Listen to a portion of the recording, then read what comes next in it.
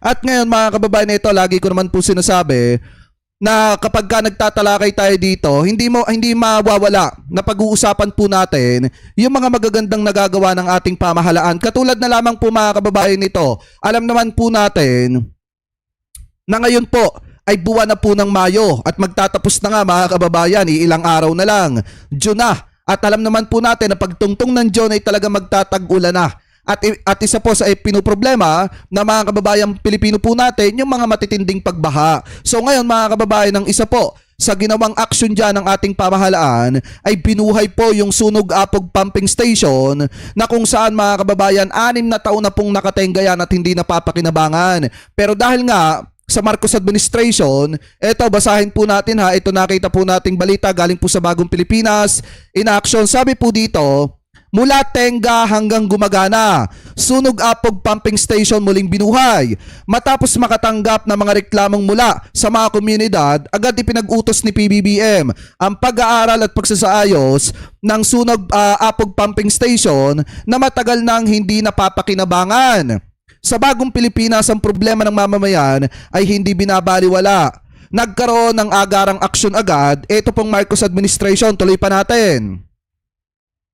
Sabi pa dito mga kababayan, ito pa daw, yan.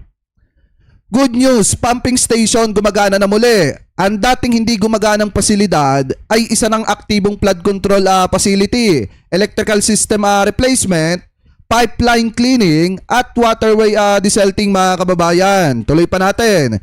Sabi pa dito, ramdam agad ang resulta. Ang maayos na pumping station ay mahalagang depensa laban po sa baha.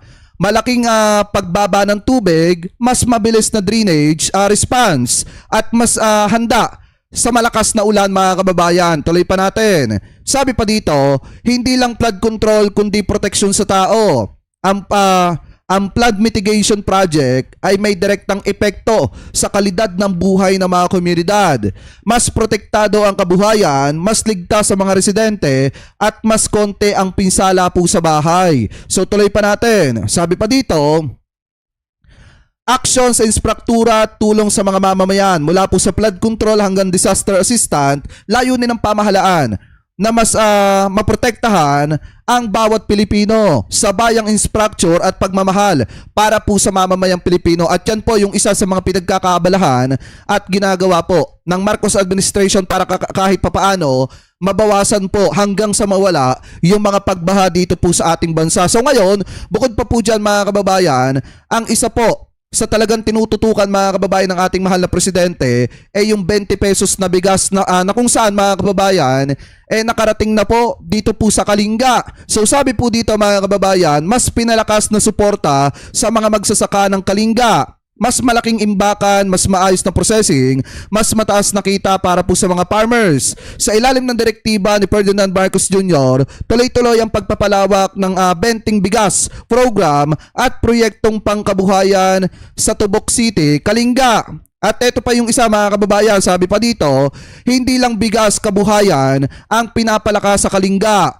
Warehouse, rice processing system at cold storage facility paparating na. Mas maraming tulong para po sa mga magsasaka at mangingisda upang mapataas ang ani at kita ng bawat pamilyang Pilipino. At yan po yung isa sa pinagtutuunan ng pansin ng ating pamahalaan. Tuloy pa natin. Sabi pa dito, mas murang bigas, mas matatag na kabuhayan.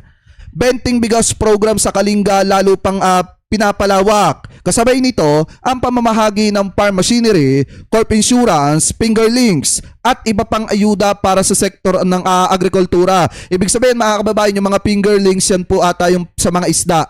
Ano po na mga maliliit na pwedeng alagaan ng mga magsasaka po nating na mga magsasaka at ng mga mangingisda. Ano po, tuloy pa natin.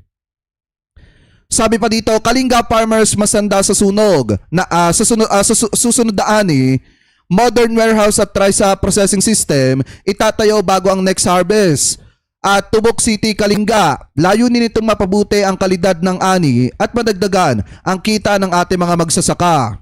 Sabi pa dito, hindi lang ayuda pang matagalang kabuhayan ang dala ng Kalinga, mas pinapalakas ang kita at ani ng mga magsasaka sa Bagong Pilipinas. So kung titingnan nyo mga kababayan, ang isinusulong po dito yung modern warehouse, processing system, cold storage, at farm machinery, at yung mas murang 20 pesos na bigas, mga kababayan. So ngayon, bukod pa po dyan, ang isa rin po sa pinagtutuunan ng gobyernong ito, mga kababayan, yung kinabukasan ng mga kababayang Pilipino po natin. So sabi nga dito, mga kababayan, eto raw, gobyernong namumuhunan sa kinabukasan. Dahil kung matatandaan nyo, naglaan po ang ating gobyerno, mga kababayan, ng wastong pondo. Ano po dyan po sa Tuguegarao Airport para mas maging atraksyon, mga kababayan, sa mga pumapasok na gustong bumisita dito po sa ating bansa, mga kababayan, at para makatulong na rin po sa pag-angat ng turismo dito po sa ating bansa. So sabi po dito, gobyernong namumuhunan sa kinabukasan.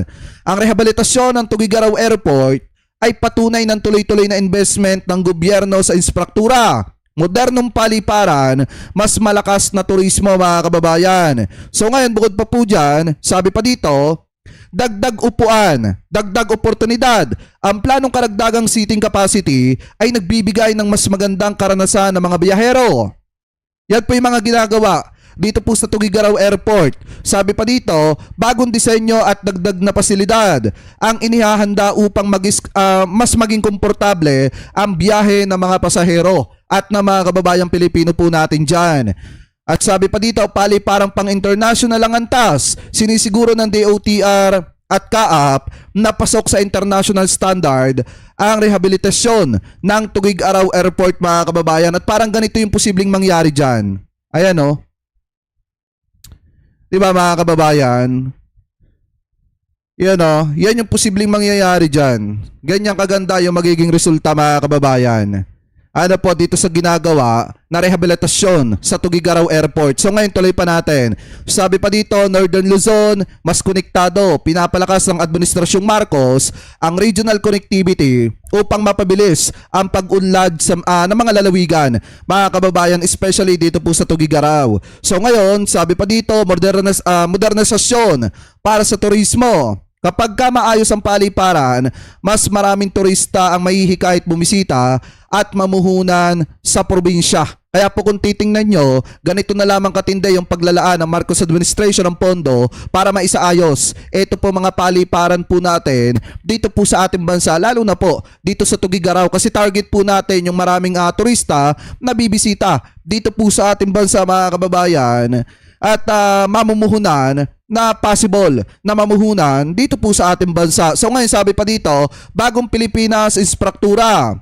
Patuloy ang rehabilitasyon ng mga paliparan upang mapalakas ang koneksyon ng mga rehiyon at lokal na ekonomiya. Kaya po kung makikita ninyo, ganito na lamang po, mga kababayan, ang trabahong ginagawa ng ating mahal na presidente para kahit papaano talagang makatulong po sa mga kababayang Pilipino po natin at mapagaan ang buhay na mga kababayang Pilipino po natin na biyahero, mga kababayan. So kayo, kung kayo po ang tatanungin, ano po ang masasabi ninyo hingil po dito sa mga topic po na ito na tinalakay po natin? Ano po ang comment at opinion po ninyo hingil po sa mga issue po na pinag-usapan po natin? So comment below na lamang po kung ano po masasabi nyo hingil po dito.